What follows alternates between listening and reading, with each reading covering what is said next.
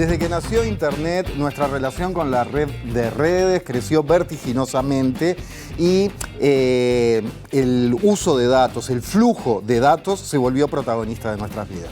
Muchas veces nuestros datos quedan expuestos y perdemos control sobre ellos. Esto quedó en evidencia, por ejemplo, con el hackeo en 2020 a la Dirección Nacional de Identificación Civil y ahora también con el caso del custodio del presidente Alejandro Astesiano. ¿Qué garantías nos brindan las las instituciones estatales, eso debí decir, que tienen nuestros datos, los usan, pero también deben protegerlos? Y al mismo tiempo, y por otro lado, ¿qué riesgo real corremos de perder libertad entregados al gobierno de los algoritmos? Muy bien, Temponi. Hoy en La Letra Chica, Internet, error 404. Enter. Silicon Valley, California. Desde aquí, Apple, Google y compañía han conquistado el mundo. Y eso tiene su precio. Las empresas de tecnología deciden bajo qué condiciones se permite la entrada en su sistema. Mientras tanto, recopilan datos sin parar. Tan solo el holding de Facebook, Meta, tiene un total de 3.000 millones de usuarios en 2022, gracias a la adquisición de WhatsApp e Instagram. Invaden nuestra vida privada a través de la vigilancia. Obtienen datos de comportamiento y consideran que esa cantidad de datos es de su propiedad.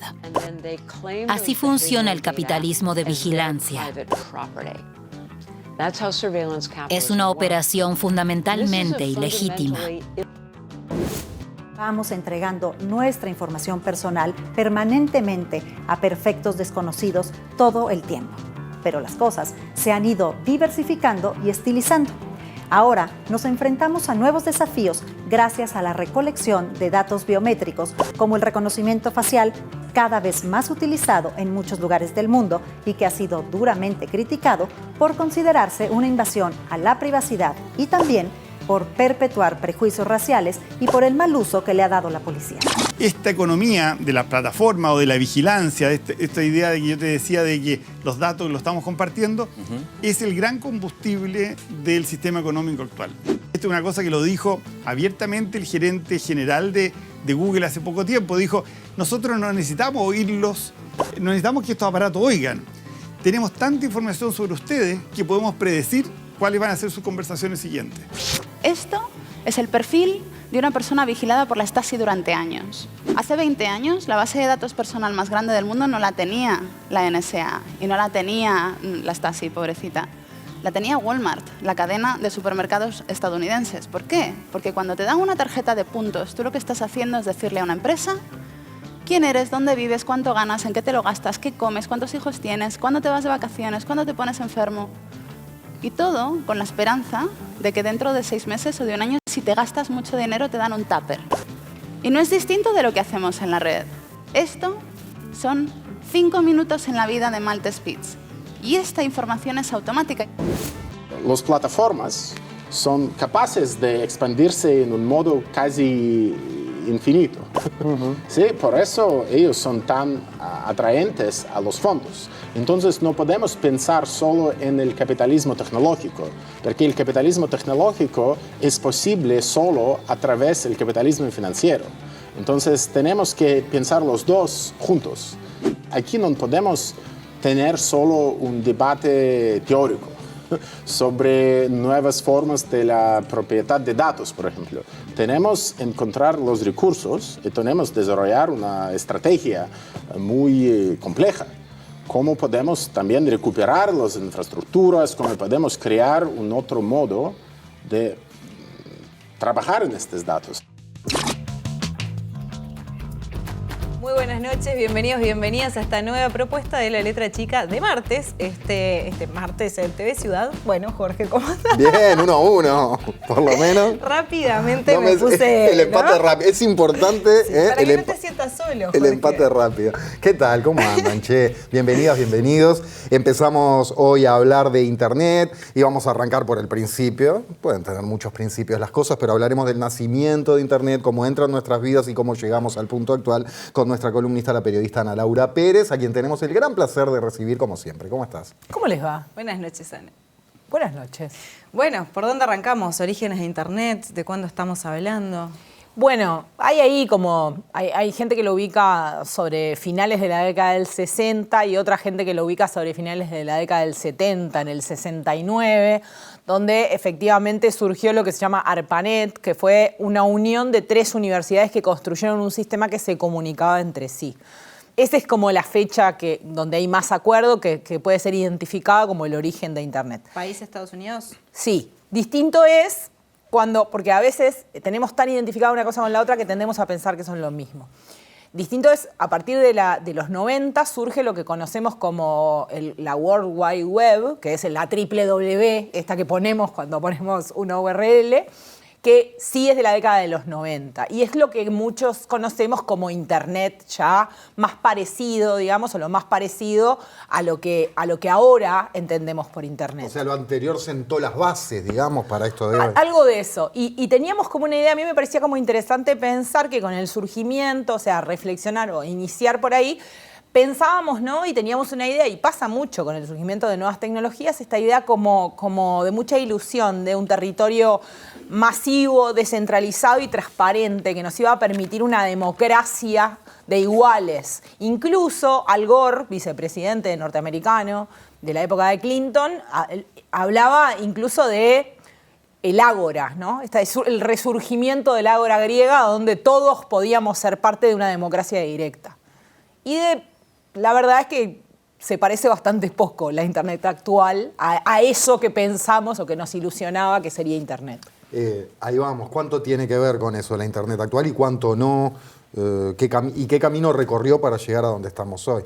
Bueno, por eso, el camino que recorrió fue largo y en realidad empezó a generarse distintos, digamos, Internet lo imaginamos como una cosa sola y en realidad se habla de protocolos, ¿no? Hay distintos protocolos, hay distintas Internet. Una cosa es el protocolo que hace funcionar el mail y otra cosa diferente, como si fuera un entorno, y otro distinto es el de las redes sociales o el de los búsquedas o lo que hacemos cuando navegamos, ¿no? Entonces empezó como a complejizarse y a complicarse y empezaron a participar montones de jugadores y empezó a ser un negocio. Y por ende empezó a trabajarse y a entenderse como un negocio.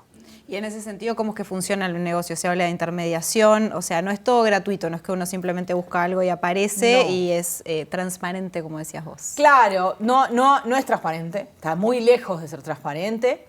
Y lo otro que ocurre es esto, lo que vos decías, ¿no? Nosotros tenemos un uso de Internet intermediado. ¿A qué me refiero con intermediado?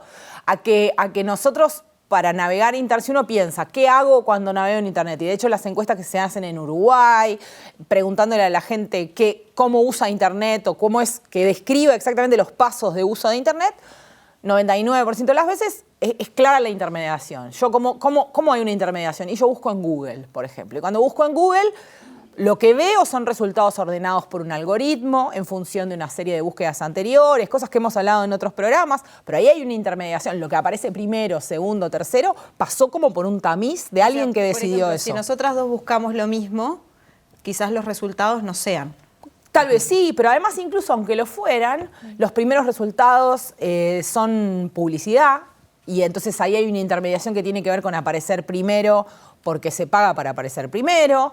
También la intermediación está dada por los criterios que una empresa define que hacen que aparezcas primero, criterios que, sin decir si están bien o están mal, son unos determinados.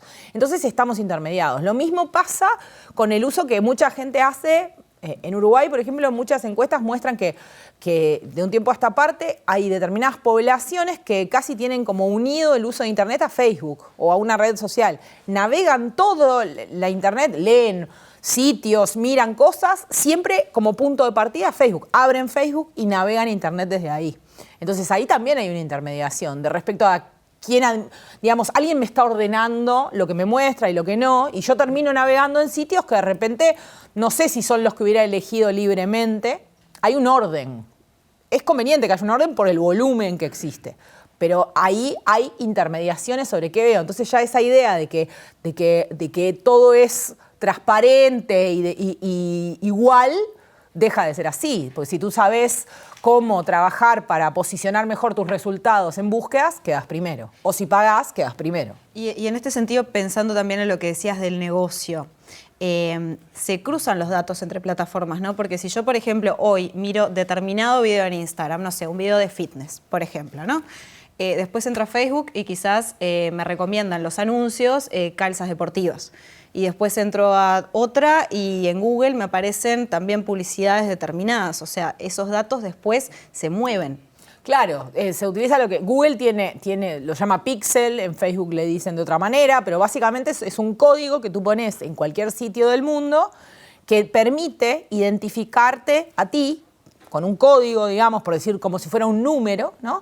Y saber que vos sos la misma persona o el mismo dispositivo que se traslada desde un sitio a otro. Eso es lo que hace que vos veas determinados avisos porque consumiste determinados productos o que veas, por ejemplo, te fuiste a comprar una cosa a un sitio y al final te arrepentiste y de golpe ves avisos de esa marca, pero no son avisos genéricos, sino que lo que te muestra es exactamente el producto que tú abandonaste, por ejemplo. Eso sí, eso se debe a que hay cruces. Ahora, de hecho, Google suspendió 2 veces la salida de ese proyecto porque técnicamente no lo está pudiendo resolver. Hay una idea en la industria de discutir lo que se llama el fin de las cookies, ¿no? Que es, en gran medida, las cookies son, desde la palabra en inglés, galletitas, es como si fueran miguitas que tú vas dejando en tu propia computadora que le indican... Yo le doy a aceptar siempre, no aceptar todas las cookies. Porque si no, no puedes ver el sitio muchas veces, o al menos no puedes ver todo. Y eso son miguitas que quedan en tu computadora y que le permiten al sitio siguiente leer determinados comportamientos tuyos. Hace unos cuantos años que Google anunció que para respetar la privacidad va a un modelo sin cookies. Pero la verdad es que 2 veces tuvo proyectos a punto de salir que resolverían ese problema y finalmente desde el punto de vista tecnológico no pudo resolverlo y hace unos meses volvió a correr esa fecha para el 2024. O sea que no sabemos si efectivamente es posible pensar en un modelo donde las cookies no existan. Es un tema bastante común en conversaciones de amigos y hace poco que se presentó en Sala Citarrosa la obra Influencer de Maslía y Daniel Hendler, hacían bastantes chistes a propósito de esto. ¿Existen las microcapturas de audio del teléfono que lo dejé apoyado ahí? Aquello de, estábamos hablando de ir a cataratas y me apareció un aviso de cataratas. A ver, un poco creo que aparecía en el video, en el tape disparador. Como poder se podría. Desde el punto de vista tecnológico eso es posible, pero es muy caro. Y la verdad es que la mayoría de esas plataformas no precisan hacer eso para saber que vos vas a querer ir a cataratas. Porque lo hemos hablado otras veces, uno tiene la tendencia a pensar que es como muy individual, muy particular, muy especial, pero en realidad si tus datos son clusterizados, unidos en grupos, en general tendés a comportarte de la misma manera que un grupo de gente que se parece a ti. Y esos seguramente fueron a cataratas o están pensando en ir a cataratas, entonces el sistema asume que vos también. También, a propósito de nuestra autoestima, hablando de libertad, como decíamos en el arranque del programa, capaz que la eficiencia de estos algoritmos nos hace pensar en que el factor de lo imprevisible del ser humano es más chico de lo que pensábamos. Capaz somos más previsibles de lo que creíamos. Bueno, sí, somos. De hecho, a ver, si lo pensás en términos analógicos, uno va a determinados lugares, yo qué sé, a un restaurante o a un boliche y va como a los mismos con gente que es medio parecida a uno y te empezás como a cruzar con la misma gente en las mismas obras de teatro. Hay en el mundo analógico algo posible de pensarse con las mismas características. La diferencia es que yo ahora tengo la capacidad para procesar esa data y además para predecir en función del comportamiento anterior de ese mismo grupo de gente un eventual comportamiento futuro tuyo. Hablemos de acceso a Internet. Tendemos a pensar que todo el mundo tiene Internet o accede a Internet. ¿Cómo estamos en este momento? 1/3 de la población mundial usa Internet. Algunos tienen acceso, pero no podemos hablar de que usan Internet, ¿sí? Aproximadamente 2.700 millones de personas en el mundo no tienen Internet, no usan Internet. Y además hay una cuestión que UNESCO ha planteado y organizaciones internacionales también, y es que hay una detención, una desaceleración de la incorporación de personas al uso de Internet. vivimos una etapa donde todos los años incorporábamos montones de personas. Y ahora hay una desaceleración de esa gente, de esa incorporación, producto de que es cada vez más difícil por diferencias de tipo estructural. Y además lo otro es que, volviendo a esta cosa de la transparencia y la igualdad y la horizontalidad, si uno lo piensa en términos territoriales, 90% de los habitantes de Europa tienen acceso a Internet, 80% de los habitantes de América y no mucho más del 40% de quienes viven en África. Entonces también hay una concentración de la desigualdad en territorios específicos. Hablar de que todos entramos en Internet en realidad deja fuera millones de personas y si hablamos de territorios específicos, muchísimos más incluso. Y Ana, si pensamos también desde este punto de vista de que quizás muchas veces tenemos una visión muy occidentalista de los temas en general y en este también, ¿qué pasaría si nos quedamos sin Internet mañana? ¿Realmente se cae el mundo, colapsa todo o no? Ahí lo interesante también es pensar que muchas veces no nos damos cuenta que hay cosas que son Internet, ¿no? O sea, la luz que nos alumbra, la luz de la calle, por ejemplo, muchas veces funciona con conexiones de fibra óptica, ¿no? Las luces de la calle se prenden a una hora determinada con circuitos que están programados. Hay un aumento y una profundización de lo que se conoce como el Internet de las cosas, ¿no? Que tiene que ver con que cada vez más objetos como la heladera o el televisor.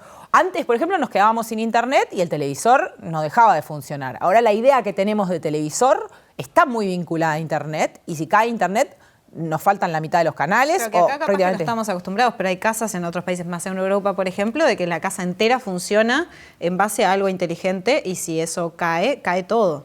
No puedes prender la luz. Digamos, nada. Cada vez más se usan los celulares para controlar artefactos. Acá hay, pero está más extendido en otros países. Claro. Mucha gente prende la cafetera usando el teléfono, la heladera la maneja con un teléfono, el aire, en Uruguay, por ejemplo, hay montones de aparatos de aire acondicionado que se prenden a distancia utilizando el celular, todo eso es Internet. Claro.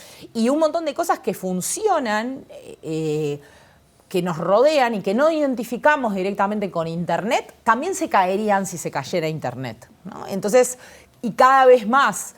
Entonces, puede parecer un planteo, hay una autora que se llama Esther Paniagua, es una periodista española que escribió un libro que se llama 404 y habla de esto, y ella dice, no es una idea distópica, no estamos tan lejos de un episodio así, y no es tan difícil además hackear lo suficiente como para hacer caer Internet. Y además, si yo hackeo una porción de Internet, sobresaturaría la otra. Y la hace caer y por también. Ende caería también. Entonces no es tan difícil pensarlo. Tampoco, ella no lo plantea tampoco en términos del fin del mundo, ¿no? Ni de apocalipsis. Lo plantea más en la construcción de determinadas herramientas de seguridad que nos permitan proteger eso que cada vez es más relevante para la convivencia de todos los días, ¿no? Que todos los aparatos que nos rodean, incluso aparatos que mantienen a la gente viva en los hospitales, por ejemplo, claro, funcionan en Internet. Bueno, el control de los vuelos, todo ese tipo de cosas, ¿no? Una rica tormenta solar y... Por eso tendemos a pensar que Internet es navegar en una computadora o en un teléfono y en realidad Internet es mucho más que eso. Y cuanto más incorporamos artefactos, las luces se prenden en las casas, hay artefactos, de nuevo, en Uruguay se usan pero poco, pero en otros países las luces, todas las luces se controlan usando un celular por Internet. Hablando de datos y de pérdida de libertad, de acceso gratuito, como decía Maite hace un rato, yo le doy que sí a las cookies, sí, ¿quién no en este momento, no? Hasta no lees los términos y condiciones, le das porque el mundo ahora está así y dale para adelante. O si vas a un supermercado, un cuponcito para ganarte un auto y qué sé yo, ¿qué pasa con los datos y hasta dónde podemos estar verdaderamente perdiendo libertad o hasta dónde es más del mundo que ya conocíamos, pero con nuevos miedos tecnológicos? Bueno, hay como una mezcla, ¿no? Existe este concepto que otras veces abordamos, que es el pánico moral, que es esta idea de que toda tecnología nueva nos vuelve más idiotas, o nos va a destruir, o nos va a esclavizar. Hay algo de eso en la relación que tenemos, pero también hay algo que tiene sentido eso, ¿no? En cuanto a esto. Un poco hablábamos antes de estar al aire que uno tiende a pensar cuando habla de datos en los datos que uno entrega, en los formularios que uno llena, en los lugares donde uno escribe datos. Y en realidad, mucho más peligrosos o mucho más importante que le pongamos una mirada de repente son los datos que uno ni siquiera sabe que está entregando en procesos donde no hay la suficiente claridad sobre cuántos datos se están recabando y qué uso se les da, dónde se guardan y para qué. ¿Qué datos que te extraen a partir de los que diste, excavando un poquito? ¿Cómo es eso? Datos, si yo no le doy los datos a alguien, ¿cómo los pueden tener? ¿No? O los datos biométricos, por ejemplo. Los datos biométricos, los datos de tu aspecto, de tu cara, son datos que se usan y que tú no sabes si los estás entregando, no sé en qué circunstancias y para qué se usan. Suerte en pila, al que quiera jugar con eso, jueguen tranquilo. Que se diviertan con los datos de mi cara, está precioso. No, dale, pero profundiza un poco en eso, que me quedé picando. Claro, hay un montón de datos que vos no te das cuenta. Bueno, un poco lo que aparecía en el video también. Si yo estoy en una tarjeta de puntos, hay un montón de datos que estoy entregando respecto a qué cosas compro, cuándo las compro, cómo las pago, cuándo las pago. Ay, me hiciste acordar de un aviso viejo. ¿Dónde lo compro? ¿Cómo lo compro? ¿Cómo lo pago? Hoy estamos. Sí. Pero no sé que lo estoy entregando. O esto, ¿no? Si estoy siendo vista o vigilada o mis datos son agregados, mis movimientos. Yo uso una aplicación para trasladarme, donde pongo, incluso guardo cuál es mi trabajo, cuál es mi casa y me traslado. ¿Qué uso se da de esos datos? Cada vez es más importante, además, en Uruguay existe legislación sobre el tema y está creciendo el control de esos datos, es que cuando vos le pedís determinados datos a una persona, en un sitio, en lo que sea, haya claridad sobre para qué. Que yo no te estoy dando estos datos para que vos los uses para lo que tengas ganas. Yo te estoy dando estos datos para que vos los uses para esto. Entonces, para esto no lo podés usar. Depende para qué. Y además no se los podés pasar a un tercero, no los podés vender, no los podés comercializar. Entonces, también eso, ¿no? Bueno, yo te estoy entregando este dato, pero no para cualquier uso, no es un viva la pepa, es para que lo uses para esto puntual. Yo me anoto en un sorteo y pongo mis datos, es para el sorteo, no para que dentro de 3 meses me mandes un montón de mes para mes el mail, por ejemplo, por poner un ejemplo como bien simple. Ana Laura Pérez, muchísimas gracias como siempre. Por favor, un placer, muy divertido hoy además. La verdad que sí. Bueno, en el próximo bloque vamos a estar metiéndonos justamente en cuestiones de seguridad y de datos, o sea, ¿qué pasa con nuestros datos personales? ¿Qué pasa cuando nuestros datos personales los tiene que cuidar el Estado? Bueno, en eso nos metemos en el próximo bloque de La Letra Chica, ya venimos.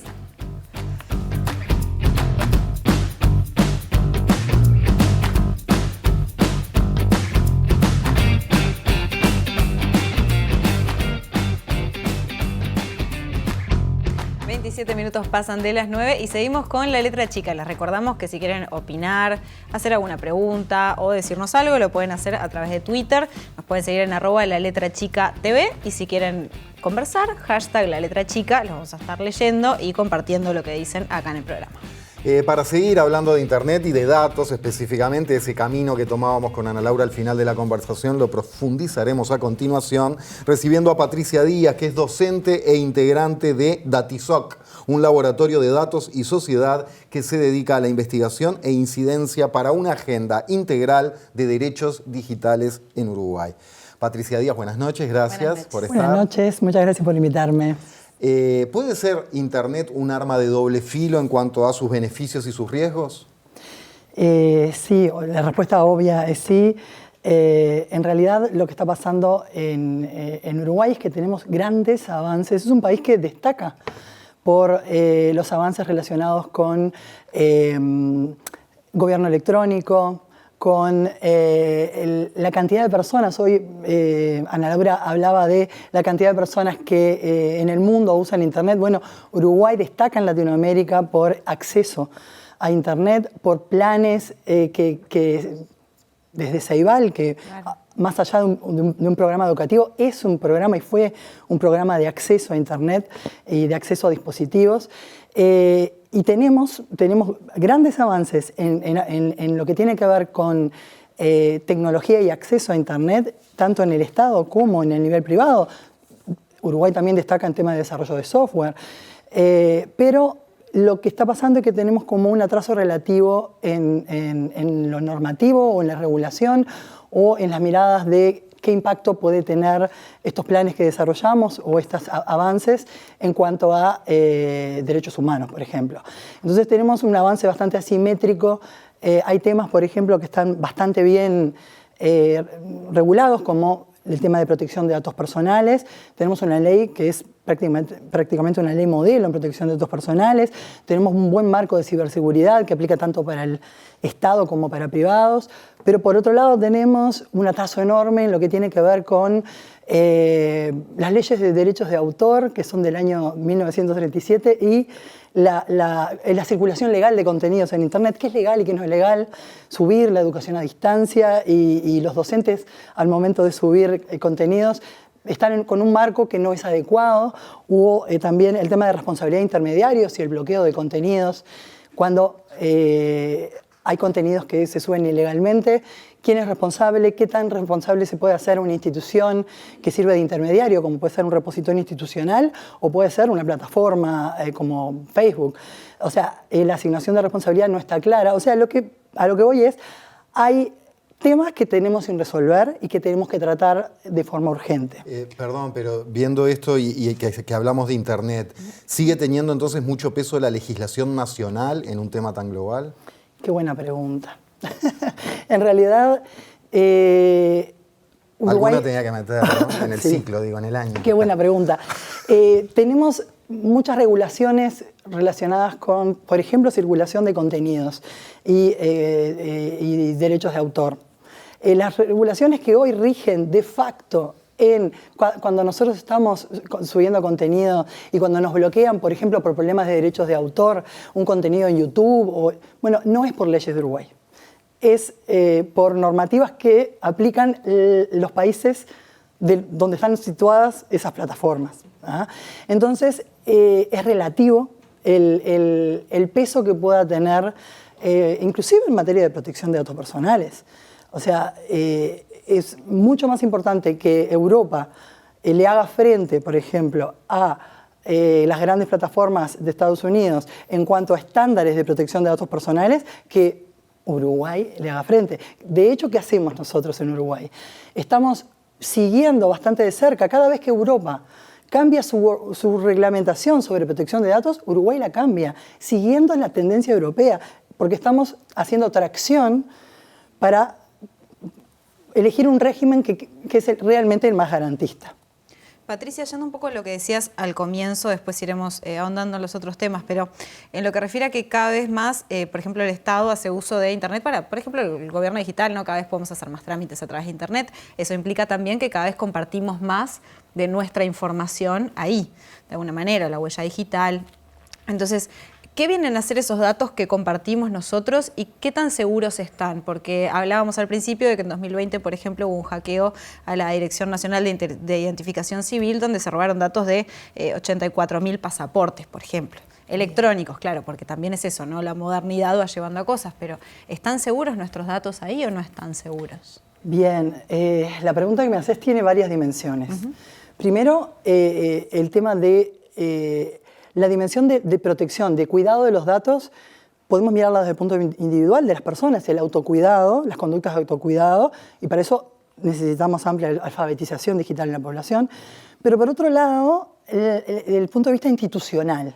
¿Ah? Y las leyes de protección de datos están dirigidas principalmente, o tienen obligaciones dirigidas a las empresas, ya sea públicas o privadas, al Estado, y a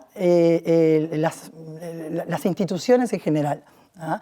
O sea, a las instituciones que manejan nuestros datos.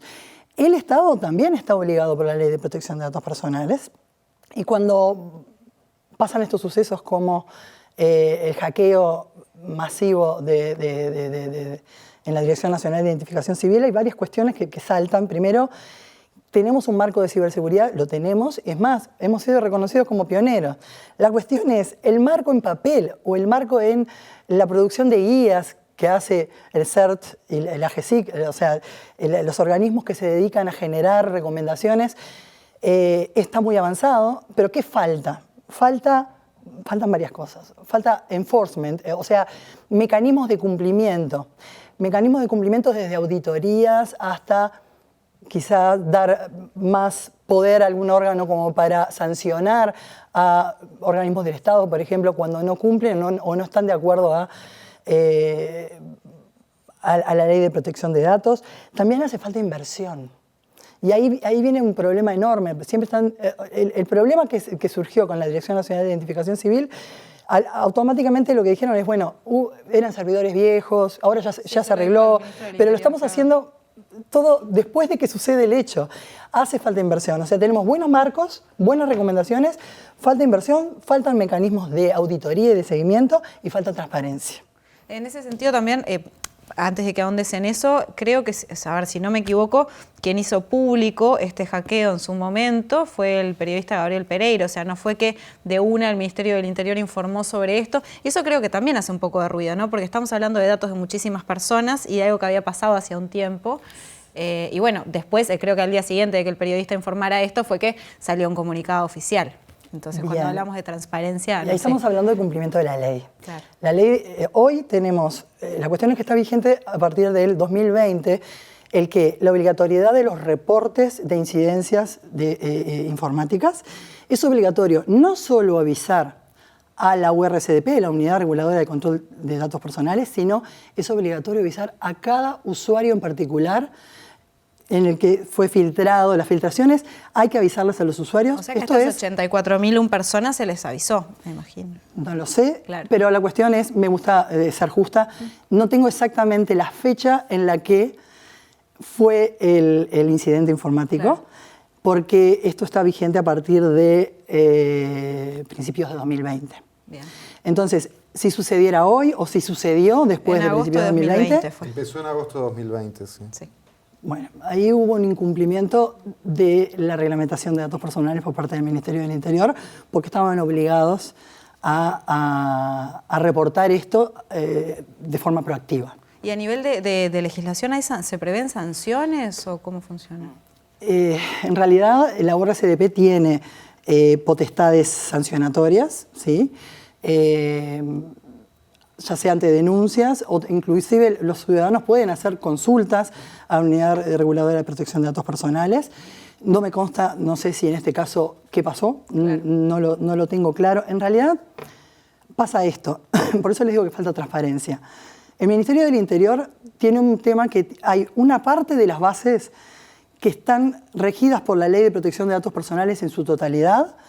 La base de la Dirección Nacional de Identificación Civil está regida, tiene que cumplir con las obligaciones de la Ley de Protección de Datos Personales en su totalidad, pero las bases relacionadas con seguridad pública, todas las bases relacionadas con defensa, inteligencia y seguridad pública no están reguladas, no están bajo la supervisión de la Unidad Reguladora de Protección de Datos Personales. Es una excepción a la Ley de Protección de Datos Personales, lo que tiene que ver con seguridad.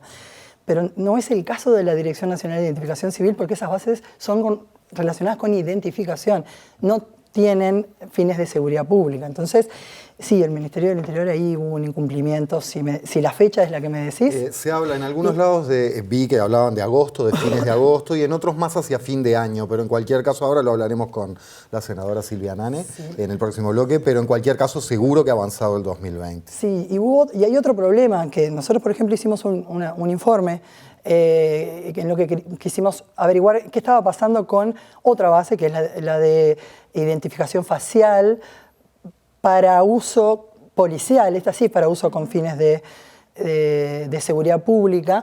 O sea, todas las fotos de las cédulas y de los pasaportes ahora están en otra base que son para alimentar un software de reconocimiento facial que compró el Ministerio.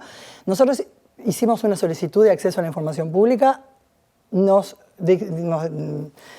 dijeron que la información era reservada, hicimos la denuncia en la unidad de acceso. ¿Qué es lo que querían saber ustedes? Queríamos saber con qué propósito, o sea, para qué se iba a usar este software, con qué propósito se iban a usar las fotografías. No es lo mismo que se use para vigilar en tiempo real en la vía pública a que se use con uso forense, para identificar a alguien en una grabación de circuito cerrado luego de que sucedió un delito. O sea, hay diferentes usos.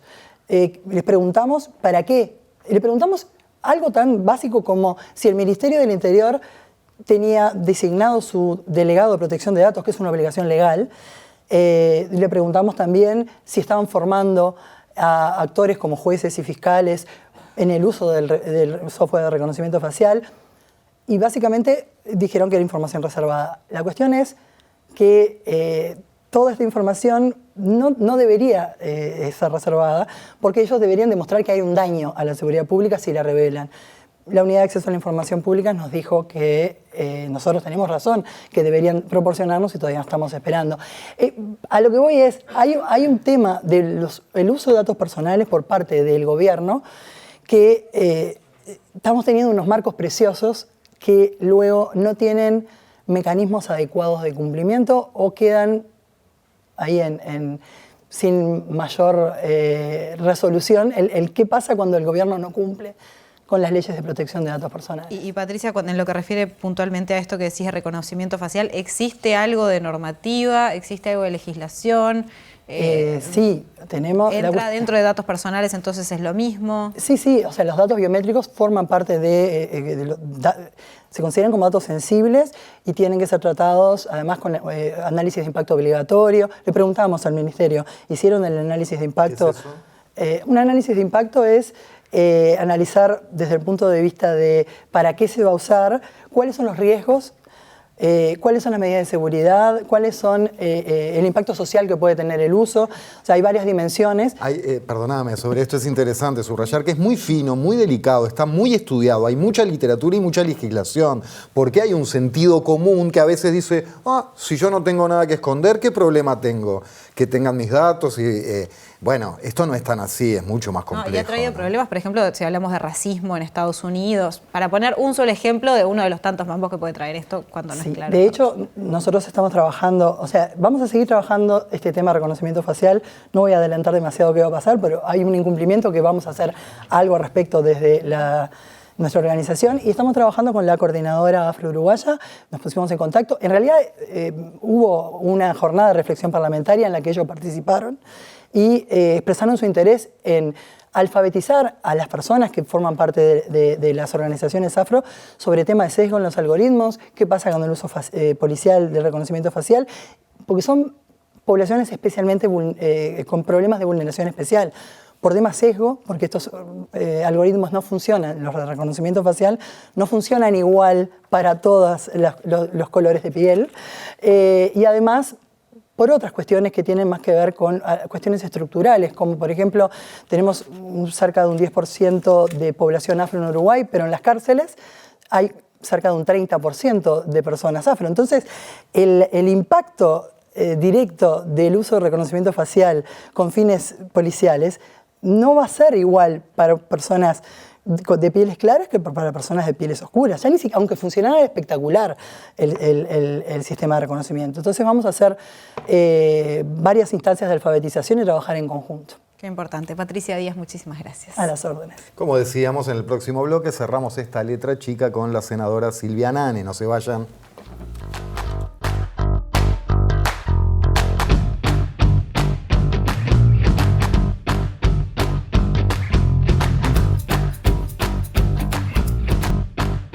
Bien, en este tercer bloque recibimos, como ya anunciaba Jorge, la senadora del Frente Amplio, Silvia Nane, quien también viene del mundo del software y la tecnología. Silvia, buenas noches y gracias por estar. ¿Cómo les va? Un gusto estar acá. Silvia, tú estuviste en el tema del hackeo. Bueno, en el tema del hackeo, hice un pedido de informe. Bueno, en el tema de alguna manera sí, en el temita este. Bien, ¿en qué quedó eso entonces? ¿Qué es lo bueno, que a ver, se sabe? esto fue una situación que se dio, ustedes recordarán o no, por allá por febrero del 2021, 12 de febrero del 2021. Ahí saltó.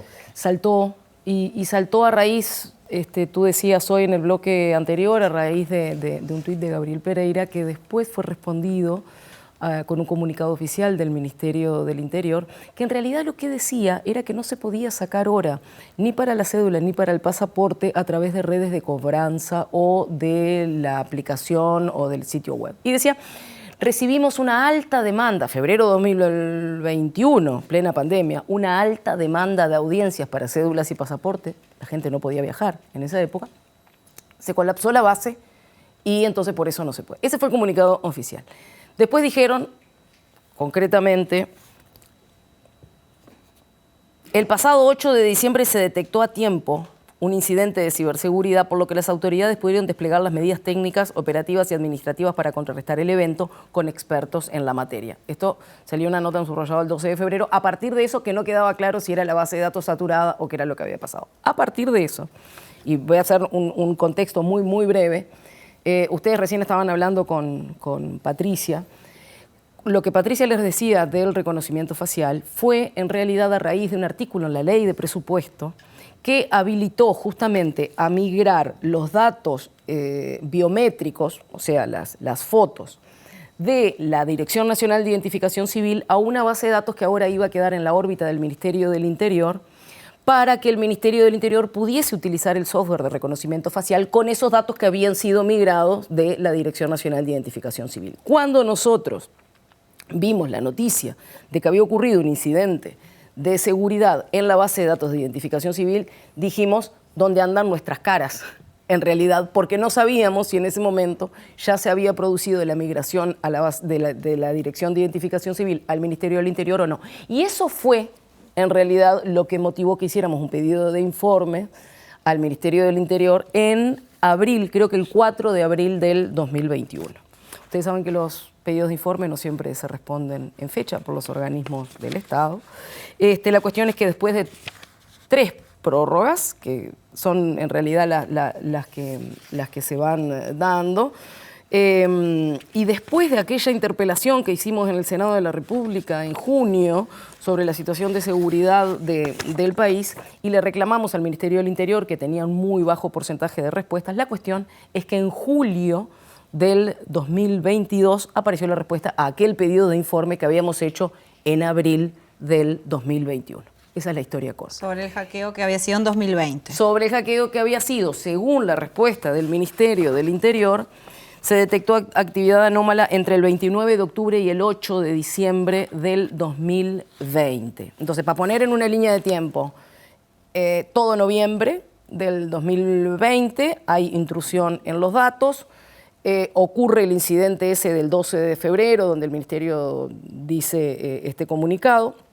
Hacemos el pedido de informe en abril del 2021, pasa todo el 2021 y en julio del 2022 viene la respuesta. Sí, 1 año y 3 meses después. 1 año y 3 meses después. Nosotros hicimos unas cuantas preguntas, porque el tema era realmente complejo, pero insisto, inspirado en aquella preocupación nuestra. Y cuando vino la respuesta, y la respuesta fue, hubo un incidente de seguridad en 84.001 carpetas de pasaportes electrónicos, fue ahí que la preocupación empezó a tener, digamos, un sustento de sobre qué nos teníamos que preocupar. Por otra parte, en la primera respuesta que el Ministerio del Interior nos da, nos decía, y le ponemos en el anexo 1 tal información y en el anexo 2 tal información, pero como no venían los anexos, tuvimos que volver a hacer un pedido de rectificación de esa información y después finalmente vinieron los anexos. En definitiva, terminamos teniendo la información completa en agosto, que fue cuando surgió todo esto. Y es bueno recordar una mínima línea de tiempo, ¿no? El pedido de informe fue respondido en julio, en agosto fue la interpelación por el pasaporte otorgado a Marcet. En una de las respuestas la vicecanciller dice, el pasaporte pensamos que había ido en la valija, pero no fue en la valija y eso motivó que se lo tuvieran que llevar en persona porque hubo un error informático que tenía que ver con los pasaportes. Y después, en febrero, surge todo este último tema, también con los pasaportes, por lo cual se ve que la información de los pasaportes uruguayos está en una situación problemática, al menos, que nosotros no decimos que un incidente tenga que ver con el otro, lo que decimos es que definitivamente hay un tema importante que está afectando información de los uruguayos y de las uruguayas. Ese es el resumen grande. A propósito de eso y teniendo en cuenta tu experticia, además de ser senadora, de que has trabajado en esta cuestión del software, es tu campo, ¿termina siendo esto de la ciberseguridad una lucha de inteligencia contra inteligencia, la inteligencia mental me refiero, ¿no? De un hacker que quiere hacer su negocio robando información o para generar X, Y o Z, pero de quien quiere vulnerar contra la inteligencia de quien quiere defender o quienes quieren vulnerar y quienes defender, o hay también entre medio posibilidades o imposibilidades tecnológicas? Creo que hay un cúmulo de todo eso. A ver, desde el punto de vista, si se quiere, más técnico, hay lo que se llama también hackeo ético, ¿no? Que es cuando tú tenés, por ejemplo, una aplicación bancaria y tenés que asegurar que las transacciones van a ir por un canal seguro para pagar estas cosas que hacemos hoy todos los días, que pagamos con el celular, que hacemos transferencias y demás, todo eso tiene que ir por un canal seguro. Para poder saber que esos canales de comunicación que yo les estoy ofreciendo a mis clientes son canales seguros, hay que tratar primero, para asegurar que son seguros, de tratar de romper esa seguridad. Eso es lo que se llama en general el hackeo ético, que es tratar de vulnerar esa seguridad no con el afán de un afán destructivo, digamos, sino con un afán de decir, de tratar de detectar dónde están las vulnerabilidades. Entonces, el hackeo en sí mismo es eso, es tratar de utilizar técnicas intrusivas para poder detectar vulnerabilidades. Después, el uso no ético, digamos, de la detección de esas vulnerabilidades entra más en el terreno ese que vos mencionabas, como robar datos y demás. Es un hecho que los datos hoy son dinero. Acuérdense también, en enero del 2021 hubo un incidente de seguridad también que terminó apareciendo en lo que se llama la dark web, la internet de las cosas malas, por decirle de alguna manera, que es donde se dan las comunicaciones de este tipo de cosas. Salió un hacker ruso a decir que tenía información, 13 gigas con 6 de información que había robado de la Armada uruguaya. Y publicaba fotos de carnet de la Armada y demás. Eso también fue un incidente que sucedió en enero, acuérdense, en enero de 2021, lo de la Armada, de febrero, el Ministerio del Interior que detectó esta cuestión. Y ahí lo que la Armada dice es, la información hackeada no es sensible, esto no representa un daño para el Estado. Pero tuvimos una serie de incidentes que debieron habernos puesto en alerta y debieron haber impactado. Y ahora me voy a poner el otro sombrero, el sombrero desde el lado de legisladora, digamos, de que, como Patricia decía, en este país hay un montón de normativa respecto a la seguridad de datos, pero nos falta a nivel de la administración pública. Y no es que nos falta porque se haga, en algunos casos quizá porque se hace poco, pero nos falta porque esto es una cuestión que requiere actualización permanente y formación permanente de quienes están a cargo de esto en la administración pública. Entonces, la normativa va por un lado, la formación para detectar vulnerabilidades o para protegerse de las vulnerabilidades va por otro carril, y lo que tiene que ver con lo que le llamamos habitualmente la gobernanza va por otro carril, donde hay que estar trabajando permanentemente. ¿En qué sentido? En el sentido de que hoy por hoy, que la GESIC, por ejemplo, que es la agencia que se encarga de todo lo que tiene que ver con la digitalización del Estado, o el CERTUI, que es el Centro de Respuesta a Incidentes de Seguridad que funciona en la GESIC, emiten recomendaciones. Lo que pasa es que evidentemente hoy no está siendo suficiente con la emisión. ¿Son vinculantes esas recomendaciones? Bueno, justamente no. No. Ahí, claro, lo que te pasa con estas cosas es que cuando regulás en general, cuando terminaste de hacer una regulación, ya tenés 10.000 cosas adelante, ¿no? Siempre regulás de atrás. Por eso es tan importante que la proactividad venga desde la gobernanza, que la proactividad venga desde, por ejemplo, hacer auditorías independientes, que a GESIC las lidere, pero empezar a hacer auditorías independientes para entender en qué estado están nuestros sistemas informáticos en cuanto a la seguridad.